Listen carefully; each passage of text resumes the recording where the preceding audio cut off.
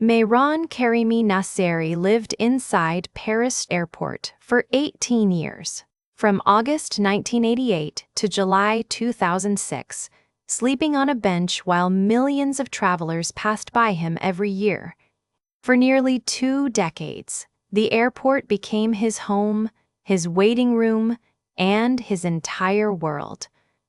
How does a person become trapped in an airport for almost 20 years without leaving? Learn English with true stories. Listening, shadowing main points on screen, and review at the end.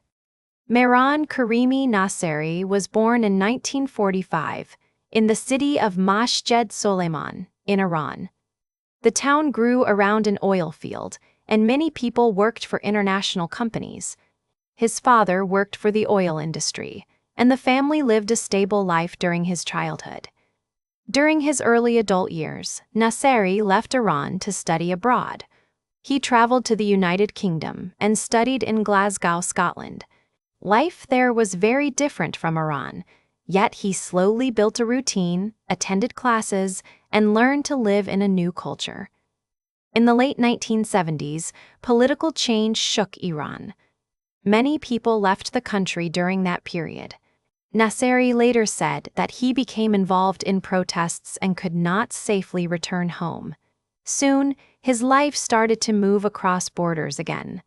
By the early 1980s, Nasseri was living in Europe without a stable country to accept him. He traveled between several places while trying to gain official refugee status. Without the right papers, each step became harder than the last. In 1981, he applied for refugee status in Belgium. After several years of waiting, Belgian authorities finally accepted his request.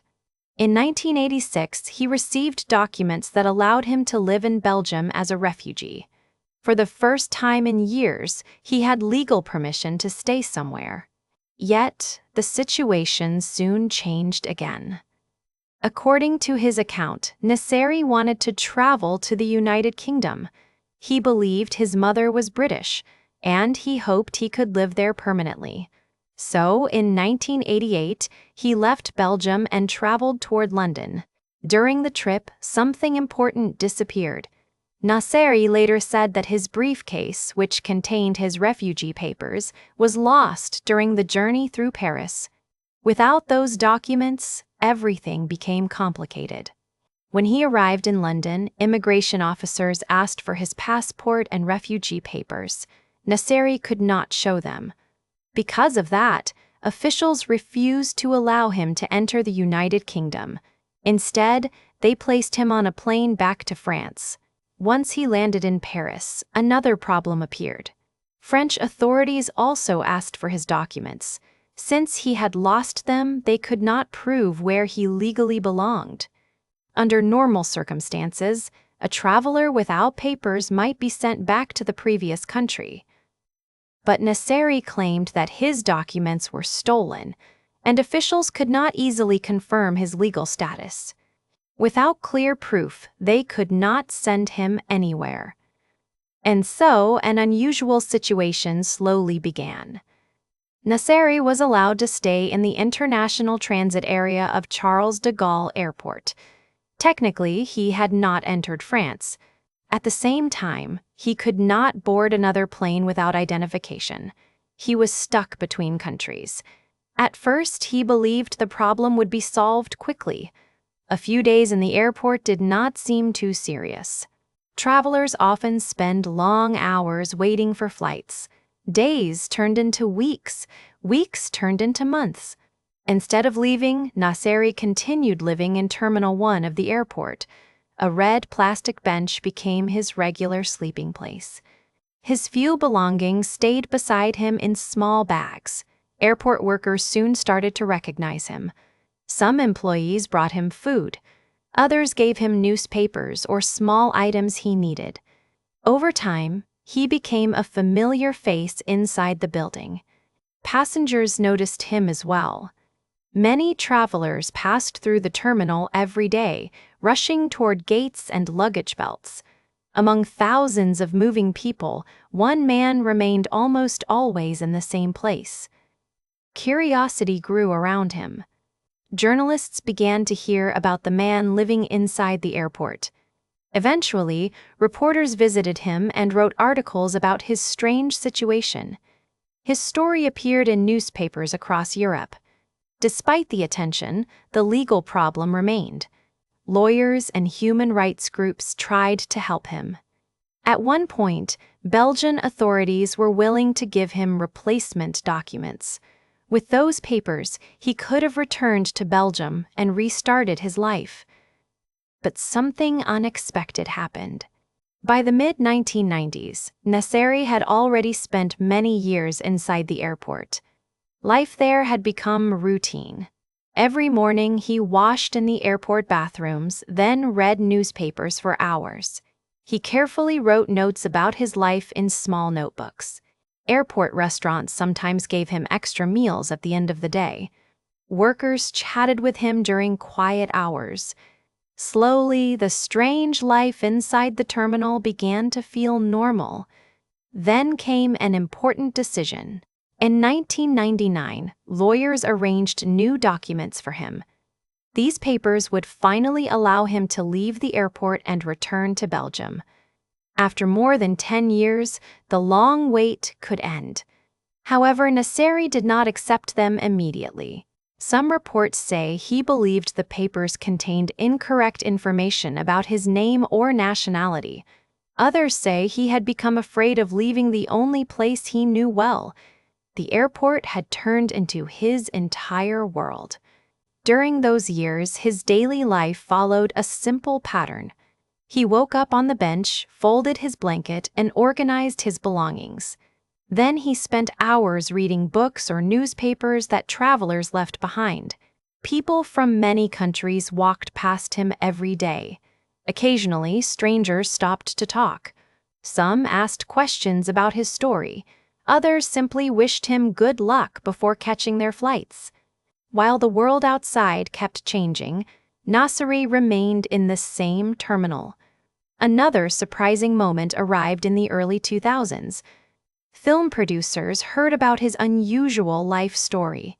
The idea of a man trapped in an airport sounded almost unreal. Yet it was true.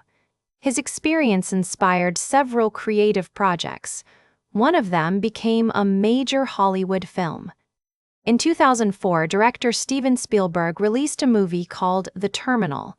The story was inspired by Nasseri's situation, although many details were changed for the film.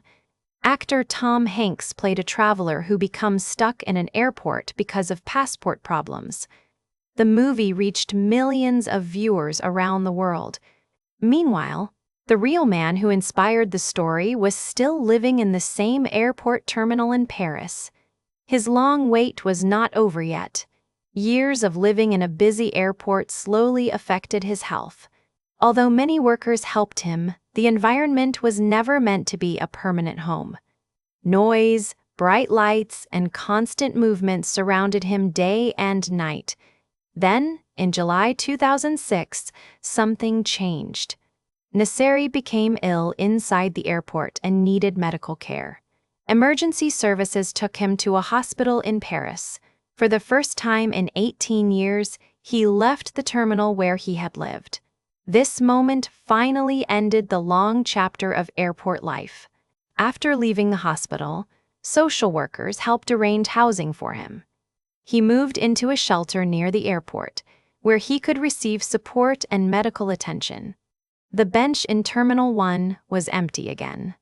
For travelers passing through Charles de Gaulle Airport today, it is almost impossible to imagine someone living there for nearly 2 decades. People hurry to catch flights, check their phones, and think about their next destination. Few realize that one man once spent 18 years simply waiting.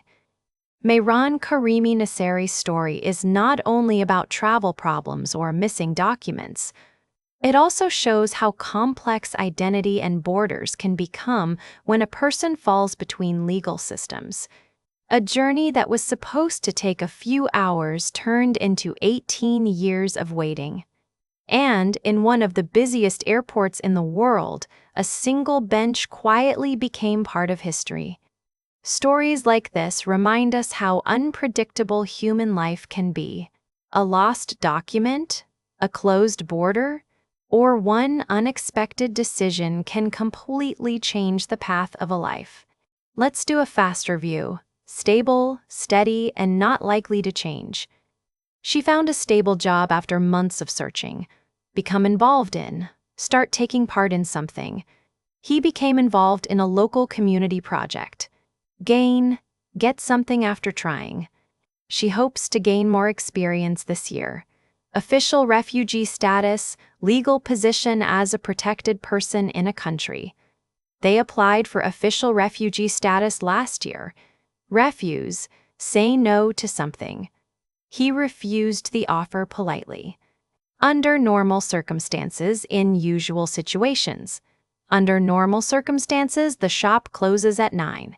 Stuck between, unable to choose or move between two sides. She felt stuck between two difficult choices. Turn into, change into something else. The small idea turned into a big project. Leave behind, forget, or not take something with you. He left behind his keys on the table. Major, very important or large. They faced a major problem at work. Inspire, make someone want to do something creative. Her teacher inspired her to write stories. Permanent home, place where someone lives for a long time. After years of travel, they found a permanent home. Arrange, organize, or plan something. We arranged a meeting for Monday morning.